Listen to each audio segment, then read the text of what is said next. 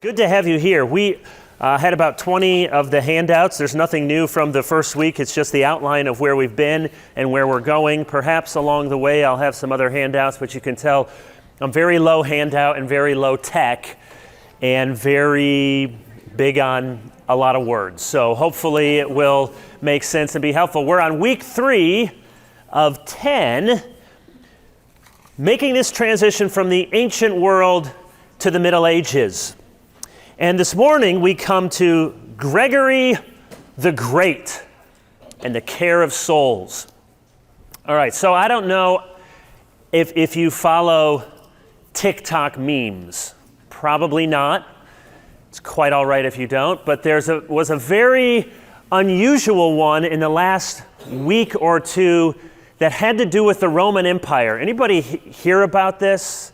Wow, look, we're tracking with it. Well, the rest of you are going to be in the know. So a week or two ago, somebody on TikTok, I don't know if he's a man influencer blogger, or he was I don't even know what he was doing, but he was talking about the Roman Empire, and at the end he said this very provocative statement. He said, "Ladies, you would be shocked to know how often your boyfriend or your husband thinks about the Roman Empire." So this was a kind of ridiculous statement that caught a lot of people off guard. But then, and I don't know if these are staged or not, but then lots of women on their own TikTok or own blogs started saying, "I'm going to go do this." He knows nothing about it. They say, "Honey, how often do you think about the Roman Empire?" And he'd say, "I don't know, not that much, maybe 4 or 5 times a week." What? What? And they say, you know what this is? "I have no idea what you're talking about." They'd ask somebody else. He'd say, "Who doesn't think about the Roman Empire?"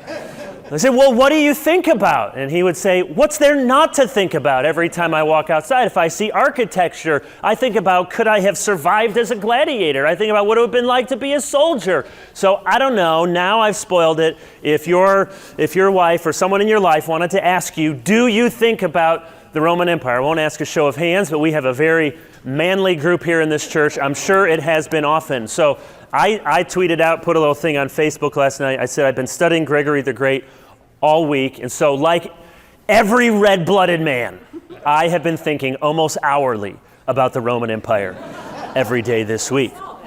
Yes, so people saw it and were like, why did he post that? So that was in the background. And now the Washington Post wrote an article about it. I think Politico wrote an article. So you can go later and Google thinking about the Roman Empire, and you can read about this. And you can talk in between the break if you do.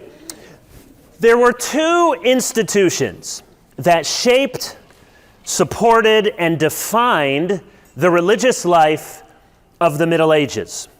The first was monasticism, and we looked at the ordering of monasticism and the influence of Benedict and his rule last week. The second institution, which shaped, defined the Middle Ages, the papacy, the Pope. And we'll see here in this lecture why and how the papacy came to have such influence in the Western Church. As Protestants, it's not some part of history that we know as much about or we think as much about. Certainly during the Reformation, the Pope was considered by many to be the Antichrist. We sort of cooled on some of that, but still, it's not something we think about in the Protestant Church. Where did this person called the Pope come from? And although there have been many unimpressive popes, and even honest Roman Catholics would agree with that, and we will look at some of them in the rest of this semester, one of the truly impressive popes is the man we're looking at today. His last name was not the Great. That would be nice. But history he has come down to us, and truly, he is deserving of that title. The papacy, as we know it today, so I'm thinking of supreme earthly authority over the church bestowed upon the Bishop of Rome. This took centuries to develop. I suppose a Catholic apologist would tell you that it's direct descendant from Peter, and that from the very beginning there was a recognition or some sense of the pontiff of Rome, but I take a different understanding, not surprisingly. The word pope, and it's not hard to see this, pope or papa, just means what? Yeah, father. Initially, it could refer to any important or honored bishop. So there are references in the ancient world to Pope Cyprian of Carthage or Pope Athanasius, we looked at him last year, of Alexandria. Now, of course, we don't think of them as a pope. They're not on the map of popes, but they would have been called Papa, Father. It was a title that could have been given to any honored bishop. And even after the term became associated with the Bishop of Rome in the West, as we'll see at the very end here of this lecture, still in the East, it was held in dispute. They weren't ready to say, oh, the bishop who has supreme authority over the earthly church, oh, he's in Rome. You would have gone to Constantinople and they would have said, oh, really? Rome is by now a little dilapidated, overrun city. Here we are in Constantinople with maybe 10 times as many people, much more important, much more impressive. And so that debate would continue, and in some ways, not in some ways, really never fully resolved, and there would continue to be splits between the East and the West. As we saw last year, don't expect you to have been here necessarily or remember it, but Rome, though we think of Rome, it's the imperial capital, at least in the West, it was far from the most important city in Christendom. Alexandria would have been a more important bishopric, or Antioch in Syria, Carthage in North Africa, Jerusalem, all of these would have been equally or probably more important than Rome, and certainly Constantinople. Even during Gregory's lifetime, there was still a thought by those in the East that Constantinople is the leading city of Christendom. And for good reason. The empire that was crumbling in the West would last for another 1,000 years. We call it the Byzantine Empire in the East. Remember, in the earliest centuries, the church was much stronger in the Greek-speaking East than it was in the Latin West. The theological leadership, even when it came from the West, came from largely North Africa, Roman North Africa, Tertullian, North African, Cyprian, of course, Augustine, and then in the East, Athanasius, Chrysostom, Cyril. Monasticism started in Egypt. Rome may have been important, but it was not the nerve center for the church. So if the Bishop of Rome was supposed to be the supreme head of the worldwide church, that would have been news to many of the other bishops, and especially in Constantinople in the first several centuries of the church. So we come then to Gregory, one of the best popes to occupy the office and one who is deserving of this title, the Great. He was born in 540 in Rome to a very historic, impressive family. I know it's hard to see over there. The Anici family. His great-great-grandfather had been Pope Felix, and his distant uncle, Pope Agapetus. So he came from a family of popes. His father, Gordianus, father of Gordon Food Services, not really. He was had a position in the church. He was also a property administrator for the Church of Rome, and he was incredibly well-to-do. Gregory is born into this privileged family. More often than not always, but more often than not, the people that we have looked at and will look at were born into some sort of privilege. Meaning, if we hear about them, they probably had at some point an opportunity to be very well educated, which most people in the ancient world in the Middle Ages did not. Gregory was the sort of person you probably would have loved or you might have loved to hate because he was good-looking, well-mannered, well-liked, good with people, and it seemed from an early age and indeed throughout his whole life that he was just good at almost everything that people put him in charge of. Just knew, put Gregory in charge of it, and if you needed it done, you felt good about it. If you looked on it, you're like, oh, well, yeah, of course, Gregory, he's good at everything. He received the best education a Roman citizen could receive, and he inherited great wealth. So no one would have been surprised in one sense. If he had a yearbook, most likely to succeed, Gregory could have been it. I did not get that. I did get, and it's not going to come true, most likely to become president. So I wanted best legs or one of the other ones, but I got most likely to become president. I'll take pastor. So no one would have been surprised that he would go on to do great things. But what made him truly great in a Christian sense is that he used his learning, his expertise, his gifts, his wealth, and his connections, plus a lot of hard work, to serve others, to serve the church, and to serve the city of Rome that he loved. We'll come back to that at the very end.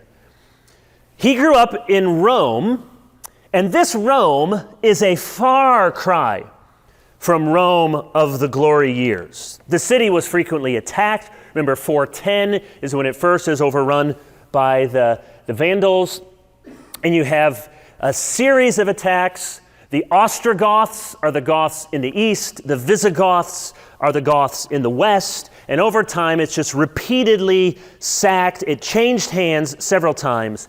Money had been mishandled, administration was poor, buildings and monuments destroyed, the aqueducts falling apart, disease was rampant, and at age 33, Gregory is made the prefect of Rome. Think of it like the mayor of Rome, but a mayor who has extraordinary power, clout, and authority. As the prefect, Gregory had to be involved in almost every aspect of Roman life, managing the grain supplies, the welfare programs for the poor, new construction, new repairs, public works, baths, sewers. He oversaw law and order. He made sure that Rome was supplied with food, water, public services. He presided as prefect over the Senate and over the courts. He did this for several years when Gregory resigned. He decided not to run for re-election. It wasn't an election by the people, but the senators, the magistrates, and he would have been a shoo-in. He had been there, he was well-heeled, well-known, well-connected, and he did a good job. He was a gifted administrator. But before it came time to run again, he resigned, and he went to pursue his lifelong dream. What do you think his lifelong dream was? To be a monk. So often in these studies, we find these men, what they really want to do is they want to go to a life of quiet routine and rhythm, far away from the hurly-burly of life. And one can understand that, even if there are sacrifices. His dream came true, and he left to be a monk. Around this time, his father died. And Gregory, upon his father's death, became one of the richest people in all of Italy. And he thought about whether he should give away his family inheritance, and he thought, no, I'm not going to give it all away. Instead, he converted his family's estates in Sicily, the island there. He had vast estates on Sicily, and he converted his father's estates into 6 monasteries there. And then a 7th monastery in Rome, where he would stay, dedicated to St. Andrew. He gave the rest of his wealth to the poor, and he committed himself, as the monks do, to extreme asceticism. He wore next to nothing, he ate next to nothing, only raw fruits and vegetables. He prayed through the night, and these were undoubtedly the happiest years of his life. This is what he wanted to do. He had always wished that he could have, he was born a little too late, and he had wished that he could have been a disciple of his great hero. Remember that from last week? Benedict. He was the one who wrote the dialogues, those books, and book 2 of the dialogues was all about Benedict. That was his hero. That's who he wanted to be like. He wanted to serve like Benedict. He wanted to be in a monastery like Benedict. And now at last, something of that dream could come true, and he would have his monasteries that he established follow the Benedictine rule. Then, a number of years later, Pope Benedict, different, not the Benedict the monk, but a different Benedict, made him a deacon. Now this was, when the Pope made him a deacon, a very important position. It meant that he was a member of the inner circle, the Pope's administrative council. Shortly after that, Pope Benedict died, and then there is a new Pope, and don't be confused by his name, Pope Pelagius II.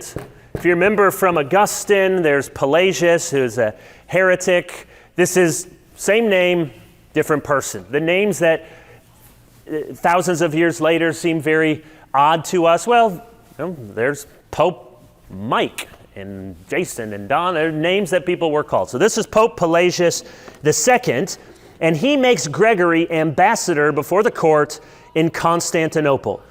So you're leaving Rome, you're leaving the monastery, you're a deacon now, and I want you to go sort of be an ambassador, be my representative in Constantinople.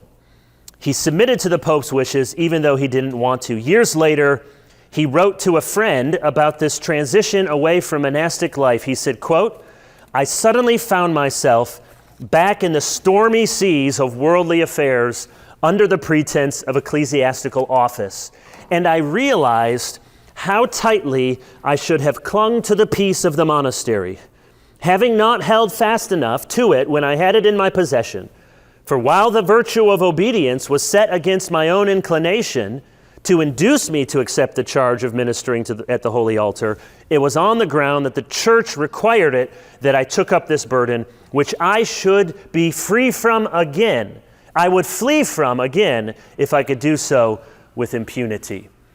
This will be a theme throughout Gregory's life, and we'll come back to it at the very end, this mix between being an active and a contemplative. And what he really wanted to do was the contemplative life.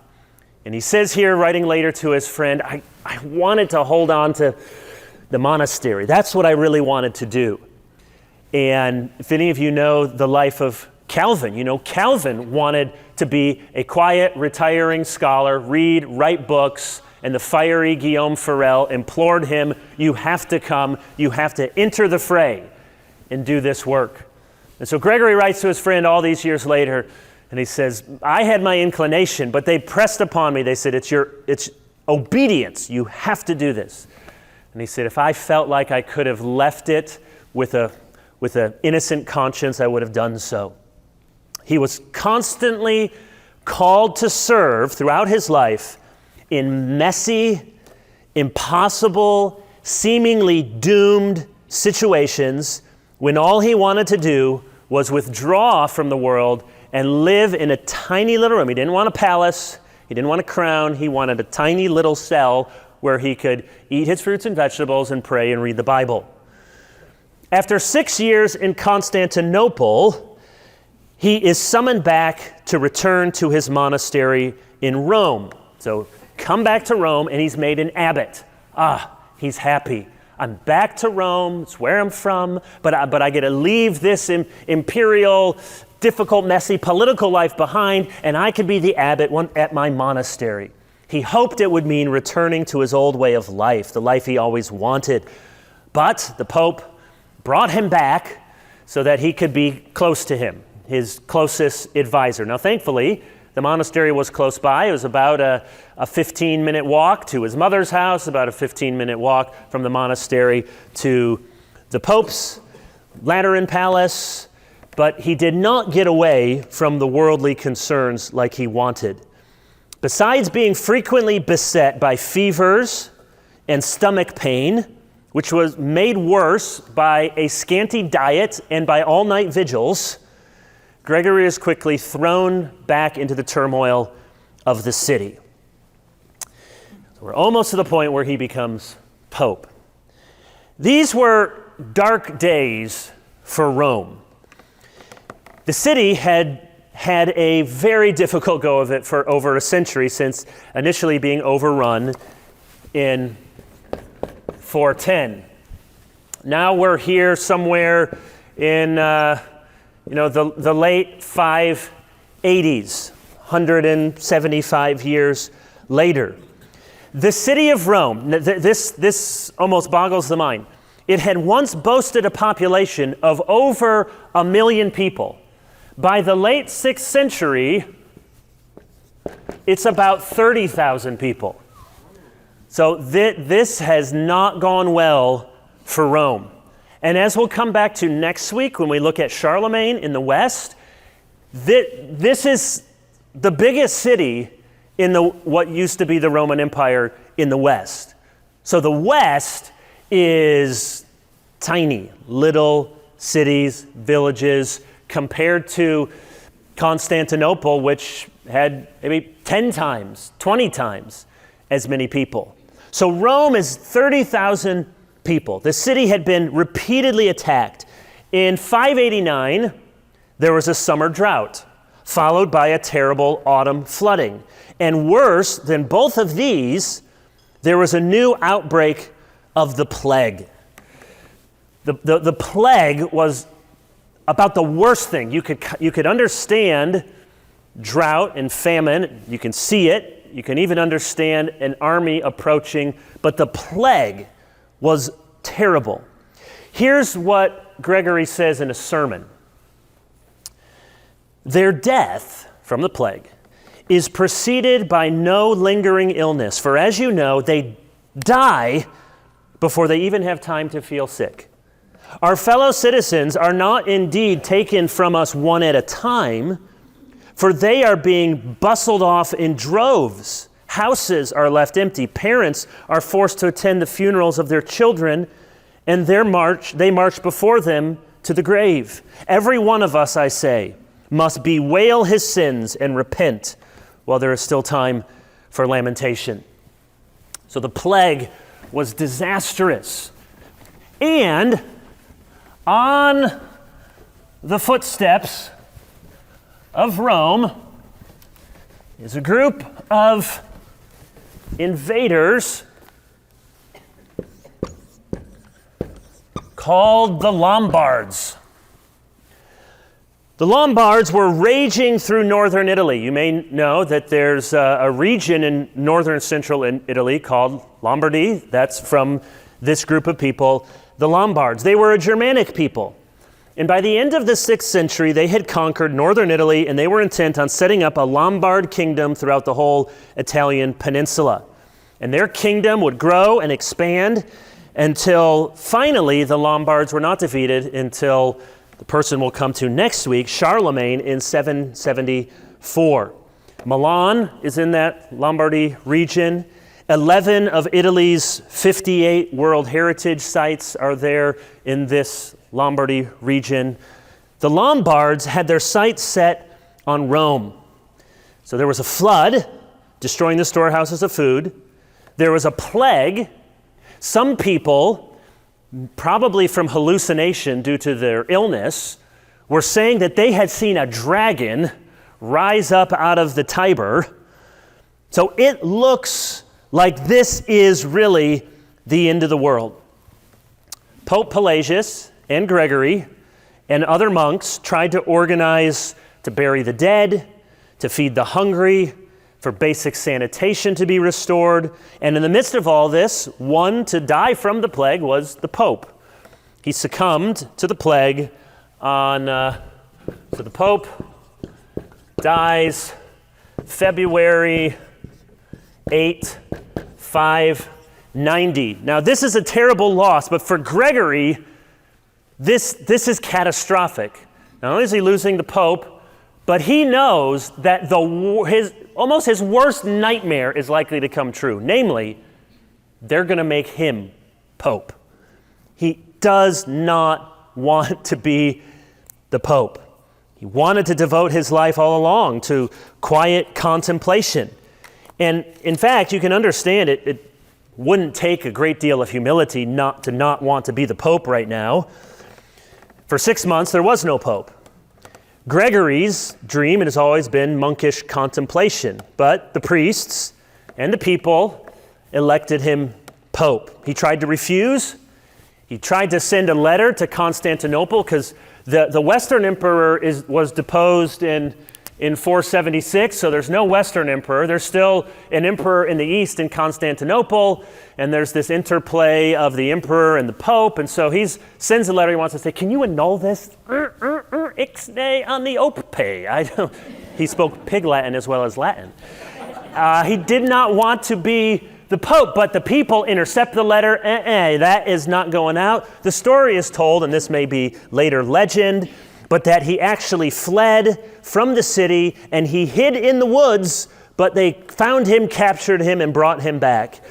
You have to be the Pope. So he finally acquiesced to the people, and he was consecrated Pope on September 3rd, 590. Gregory becomes the Bishop of Rome. As the Bishop of Rome, he threw himself into the work with tremendous energy and skill. He was 50 years old, which I don't think is very old, but in that time, it was considered old. And he thought of himself as old. He was 50 years old, balding, frail, don't nudge anyone near you, and constantly sick. And yet, he worked harder than any pope before him and quite possibly any pope after him. You might say, why is the Pope doing all of these things? Shouldn't he be focused on the mission of the church? Well, he wanted to be. And yet, there was no other institution left in Rome to do any of these things. So here's one of the reasons why we're studying Gregory the Great. Again, we'll tie this up at the very end. Because it shows how did this happen that the church in the West became to have such overwhelming power and authority. And that will be throughout the Middle Ages and right up to the present, this push and pull. Who calls the shots? Who's in control, especially in the Middle Ages? Is it the emperor? Is it the king? Is it the pope? Well, at least initially, it's not because Pope Gregory set out to say, all righty, stand back world, I'm in charge of this whole thing. There was no one left. So paradoxically, but understandably, it's the collapse and the utter deterioration of Rome and the Roman Empire in the West that allows the church to grow in such power and influence. This is the city that Gregory was born in, the city he grew up in. He knew these people, they knew him. Somebody has to try to do something. So Gregory, from a wealthy, aristocratic family, people naturally took orders from him. He had the background, he had the gifts, he had the experience to do what no one else at the time could have done. And he did everything. He organized the distribution of food. He secured shipments of wheat from Sicily. He supervised the rebuilding of the aqueducts. He gave advice in letters on animal breeding and crop yields. He oversaw the defenses of the city, and he opened negotiations with the Lombards. So back to the Lombards. When they were there, about to lay siege to Rome, it did seem like the end of the world.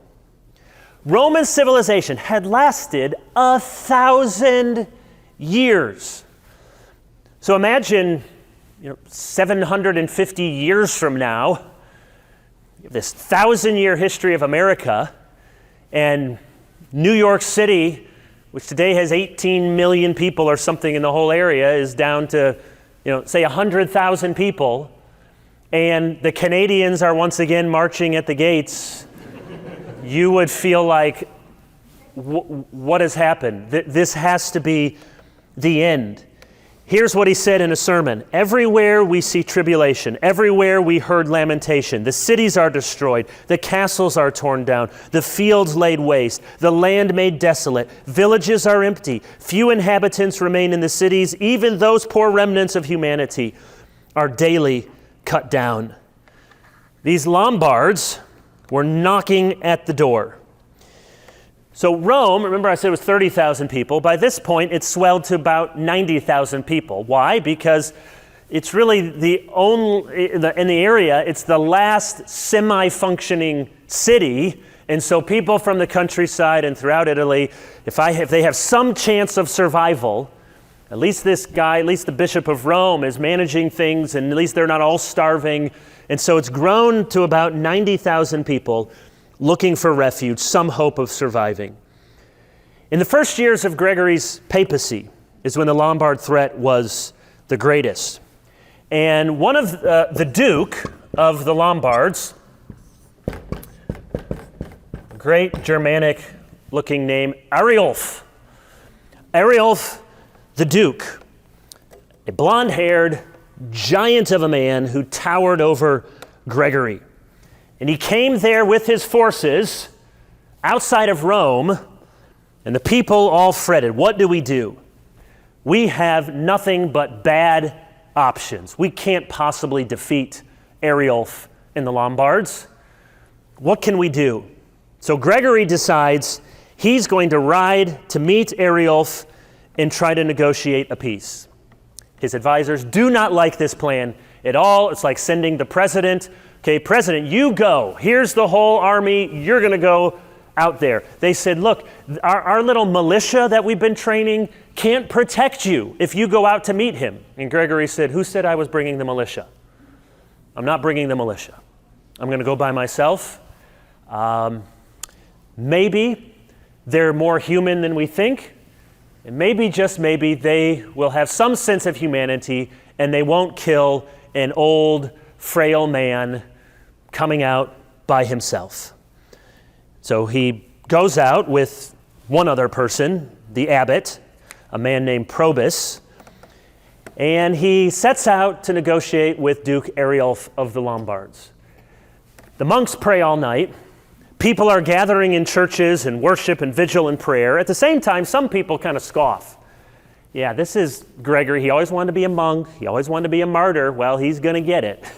He's going to finally get his wishes. And so when he sets out the next morning with Probus, some people mock, many people pray. The Lombards. We don't know exactly what these looked like, but history can tell us something about them, that they probably had long beards, shaven heads, light Teutonic complexion, and they wore Germanic lamellar helmets. I had to look it up too, but if you picture from Lord of the Rings, the riders of Rohan, the Rohirrim, who come out with those sort of, and they kind of have like horsehair plumes. You can go Google lamellar helmets. That's sort of what they look like. So these fierce Germanic warriors come out, and out to meet them is Gregory and his abbot. Now, we don't know exactly what happened when Gregory negotiated with them. Ariulf had some education. He probably was able to speak with them in Latin.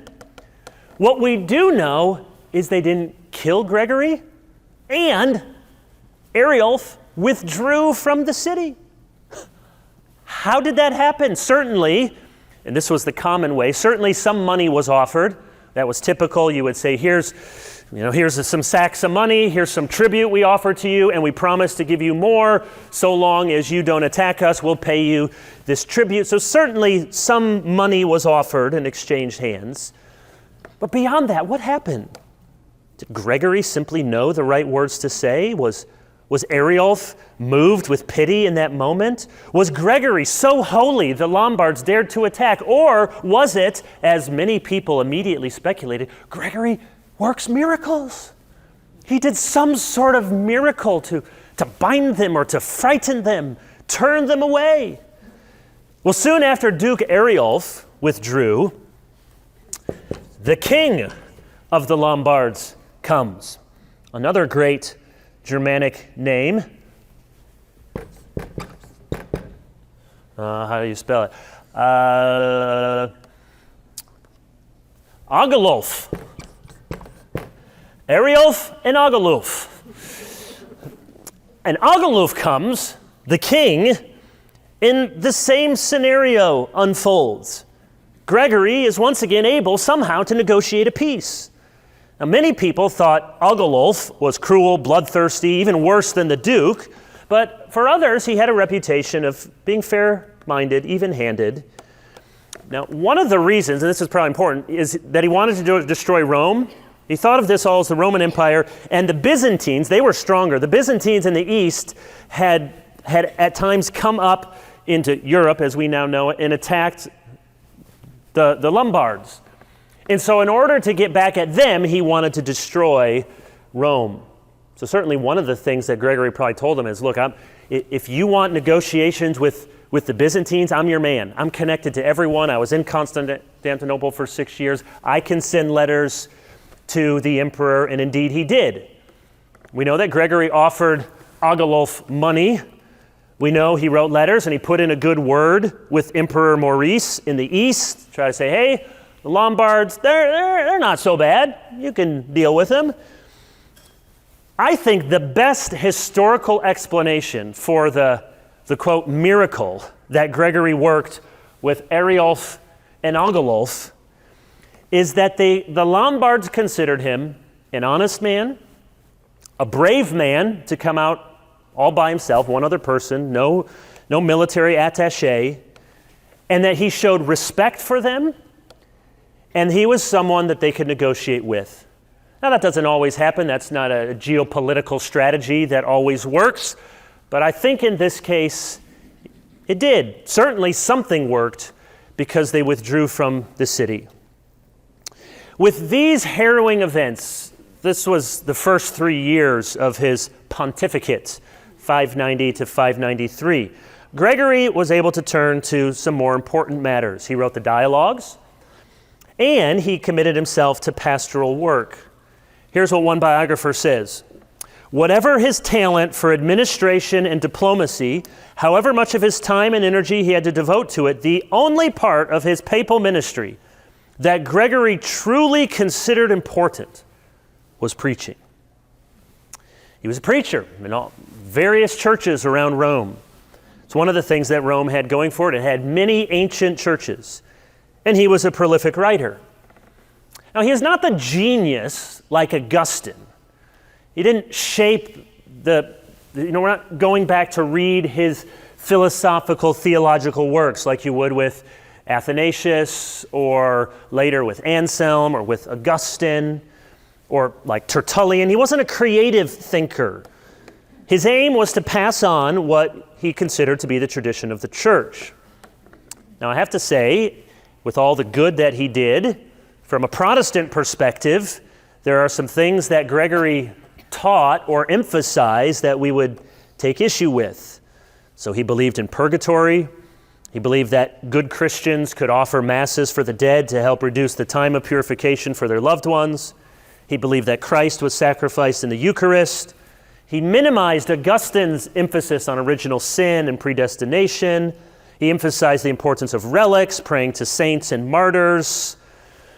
We might also criticize Gregory for passing along superstitions. If you were here last week, and all of the miraculous stories from Benedict and all the other saints, some of which are just beyond belief.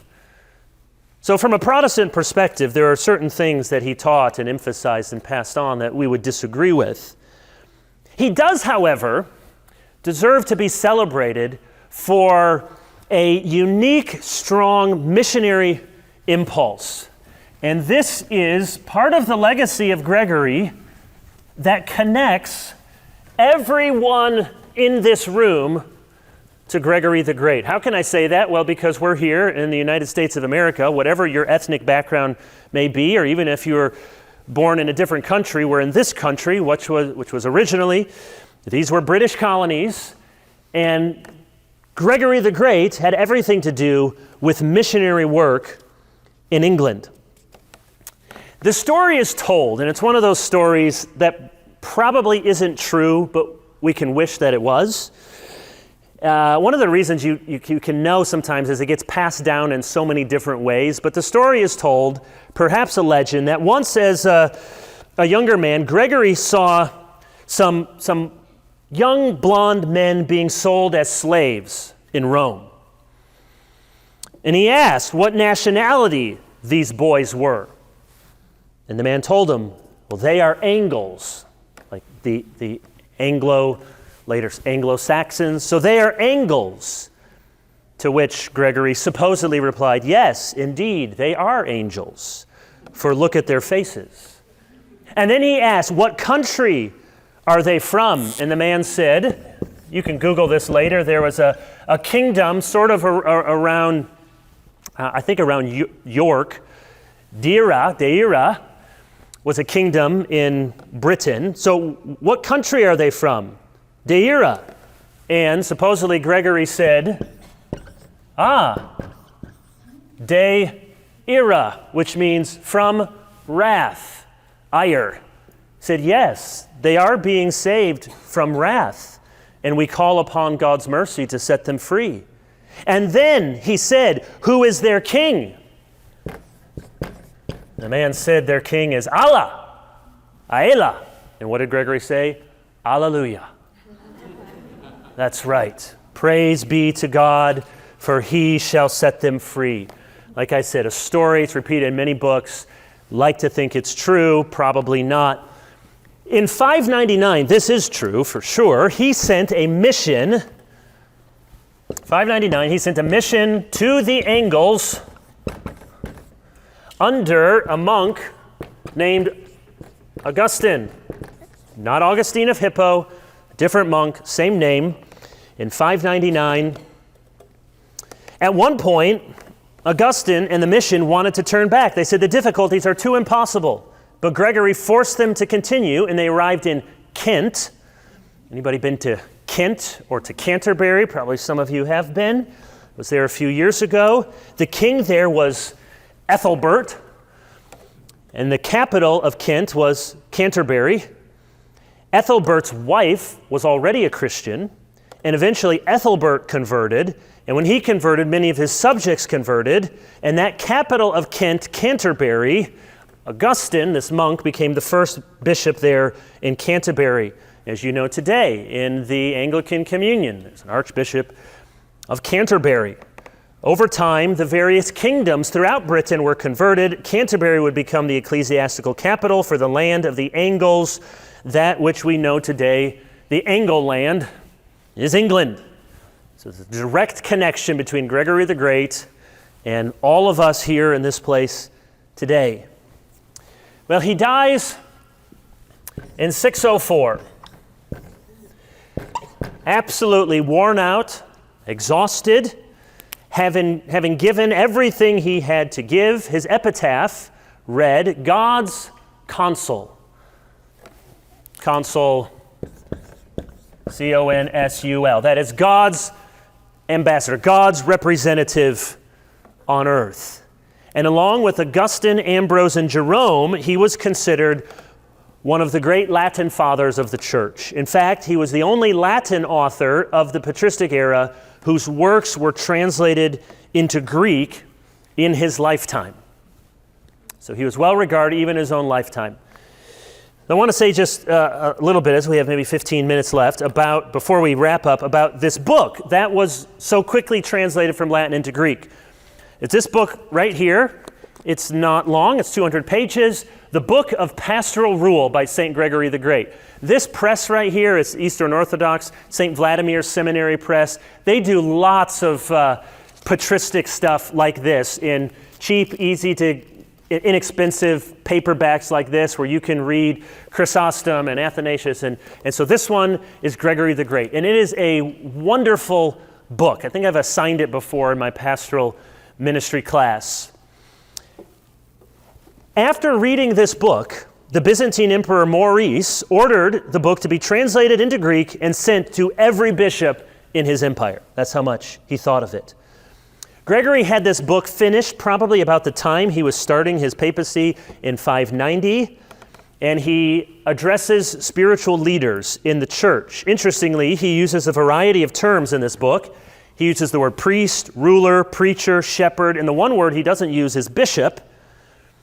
So some people think, well, he wasn't trying to talk to bishops, but it may also mean that still many of these terms could be used interchangeably. The priest, the preacher, the shepherd, the pastor, the ruler. So he's addressing leaders, pastors in the church. And in the book, he's facing head-on two challenges. One, the men who are putting themselves forward for the priesthood are very often not fit for it. They're not morally fit, they don't have the gifts for it, they shouldn't. So the people who want to do it shouldn't do it. And the bigger problem is, Gregory says, all of the good people that should be pastors in the churches, they just want to be monks. They have the life example, they have the gifts for it, they genuinely love God, but they all want to be monks. So it's one of the major themes throughout this book. And it's Gregory speaking to his own life issues. How to balance a man of action and a man of contemplation. He was writing out of his own experience. In fact, he says at one point, he's addressing his people, and he says, I know that some of you will say, well, if I become a pastor, and then I preach in front of multitudes of people, and I handle all of these things, there's a real danger that I'm going to swell up with pride. And Gregory says, you're right, that is a danger. You need to be aware of that. And then he says, but if the creator of the universe has called you to be a pastor and you disobey him, you're already proud. So you're right, there's a danger, but don't be so proud that you don't listen to God's call in your life. He says that a pastor must have a small nose, which is not, above average perhaps, but what he means by a small nose is the pastor must be able to sniff out error. A small nose, you might think a big nose would be good, but he means one that's discerning. He must attend to his inner life. He must pay attention that he not be swelled with the joys of self-display. He must mix gentleness with severity. When he corrects sin, he must not forget he too is a sinner. I love this line from the pastoral rule. Let there be love that does not soften, vigor that does not exasperate, zeal that is not immoderate or uncontrolled, and kindness that spares but is not more than is befitting. That's what this book is about. It's trying to walk that narrow path, free from self-love, free from the desire to please others. And most well-known in this book, the second half is directed towards preaching and how the preacher must pay attention to the different people in front of him. And so famous in this book is Gregory presents 36 pairs, or 72 total. I'm tempted to say, well, the 72 disciples who were sent out, I'm not sure if he was thinking that, but 36 pairs of people in the church that you have to minister to. What do I mean? So he says, you have to minister to men and women, and you minister to them, you preach to them differently. Young and old, poor and rich, joyful and sad. Servants and masters, wise and dull, bold and modest, forward and timid, impatient and patient, the well-disposed and the envious, those who fear punishment and those who have become hardened, those who do not speak enough and those who speak too much, the lazy, the hasty, the meek, the easily provoked, the humble, the proud, the obstinate, the fickle, the gluttonous, and the abstinent, on and on. He has 36 of these pairs. And he'll have maybe a paragraph or sometimes a page or two about each to say how you think about ministering to different people in different ways. If you are to be a physician of souls, you can't give the same medicine to everyone. Now, in some sense, it's the gospel, of course, but any doctor, we have some here, you can't just, all right, I don't really need to hear what you're saying. Tylenol, there you go. Amoxicillin. All right, that's what I got. You need an inhaler, terrible headaches, cancer, inhaler, go for it. You need different medicines for different people. And that's what Gregory understood. He said, quote, "The care of souls is the art of arts." Well, let's bring this to a conclusion, noting just 3 ways in which Gregory is significant and in which he might have lessons for us. So number 1, as I already said, Gregory's life represents a transition from the ancient world to the Middle Ages. Now, obviously, no one living in that time is saying, all right, turn the calendar, we're now in the Middle Ages. Well, how long will that last? Well, till Luther comes, and then we'll be modern. But they did have an understanding that this Roman civilization in the West had just about reached its expiration point. And we see with Gregory a transition not only from ancient world to Middle Ages, but in the conception of power in authority. So Rome, by the time Gregory dies, has gone from, and it was a process, but Gregory represents it most fully, gone from being the city of Caesars and emperors to the city of popes. Who manages things? Who can we look to? Who has earthly power?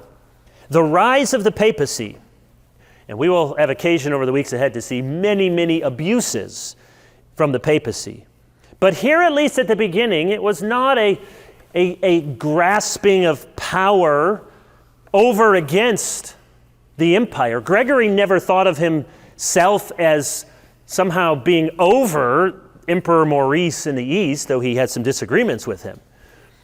Gregory's papacy was not just religious or spiritual, it was political and administrative. And this is going to set a trajectory for lots of conflicts for even the present. Okay, what does this look like now that the Pope has had to do everything in the city of Rome? The church in Rome also came to control extensive lands around Rome. The so-called Patrimony of St. Peter covered 1,800 square miles down through the boot of Italy and Sicily.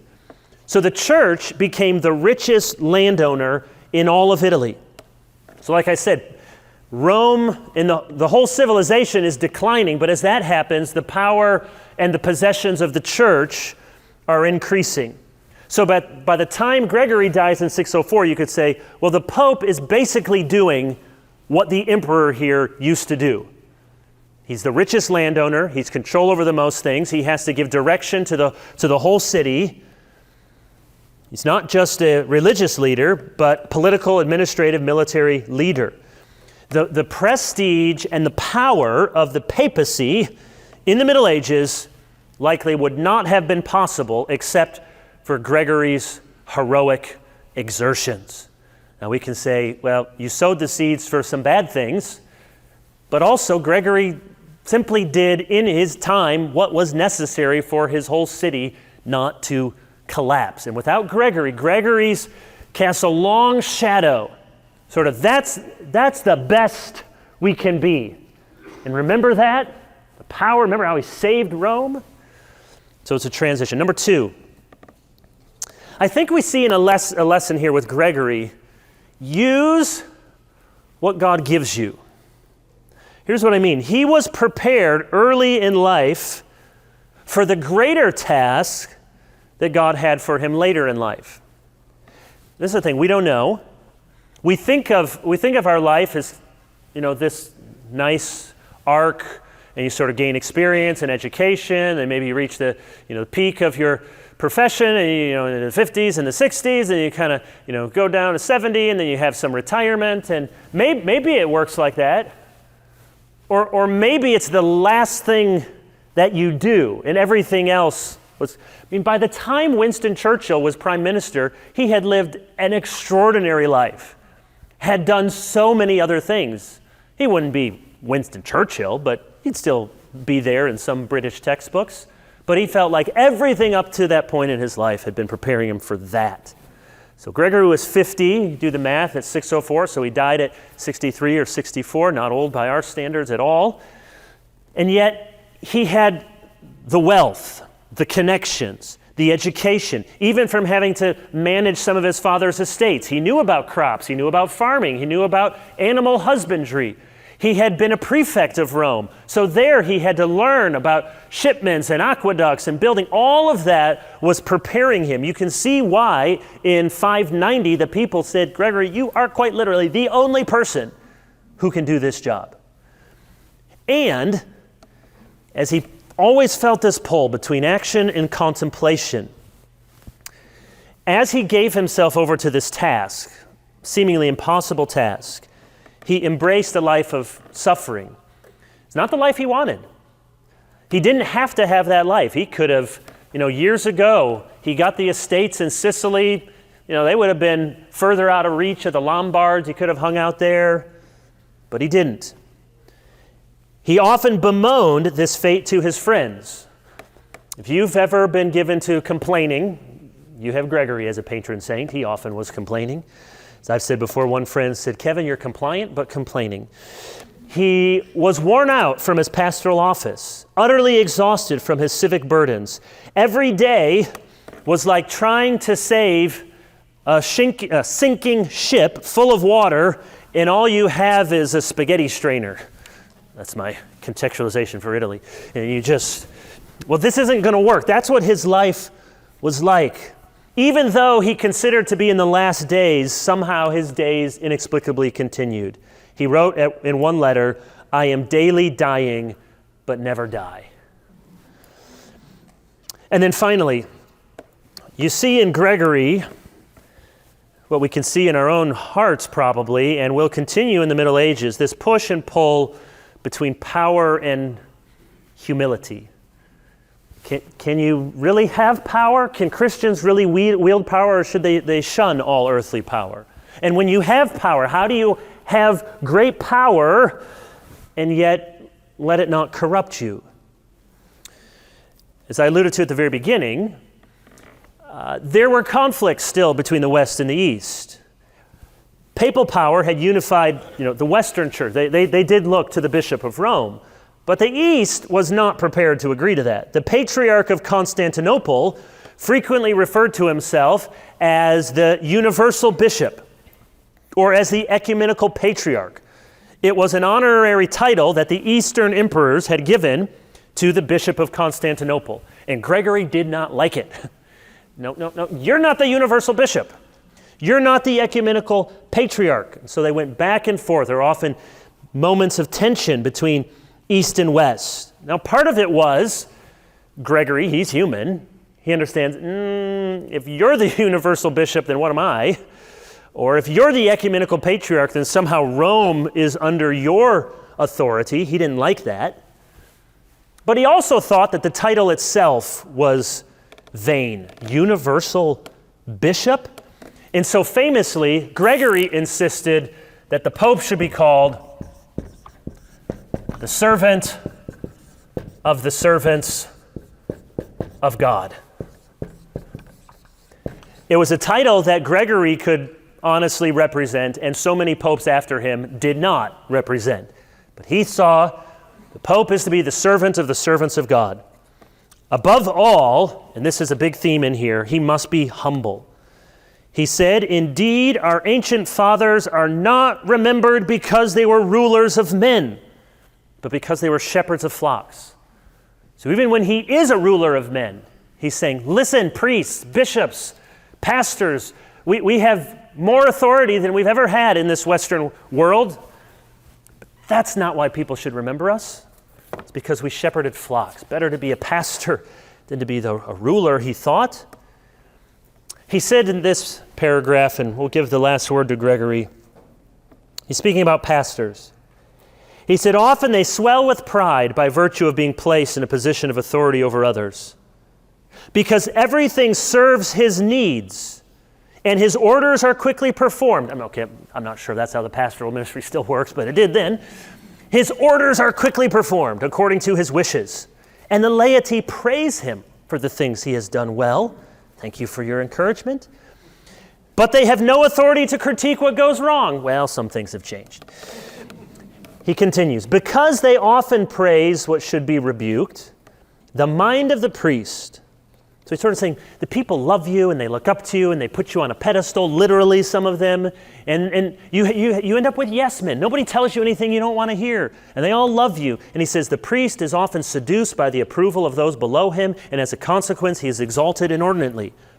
And while he is, and I read this years ago and have just say, Lord, help me here in my own heart. And while he is outwardly encircled with immense favor, internally he loses his sense of truth. Forgetful of who he is, he scatters himself among the voices of others, and he believes what he hears them say about him, rather than what he should discern about himself from within.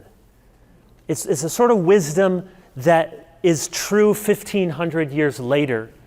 And it's true for pastors, but it's true for any Christian in area of influence. He said, you get some success, you get favor, you start to believe your own press clippings, and you start to become what everyone's saying about you, and you lose your sense of truth. You lose the very things that God used to give you this authority and power. And so here's the last line. Not the last in the book, but the last for this class. Gregory is speaking about King Saul, and he says this, in a wonderful way, when he was small to himself, he was great to the Lord. But when he thought of himself as great, he became small to the Lord. And the degree to which Gregory the Great was truly great is that imperfectly, but manifestly, he thought of himself as small to the Lord, even though he was given to do great things. All right. See you over there, and see you next week for Charlemagne.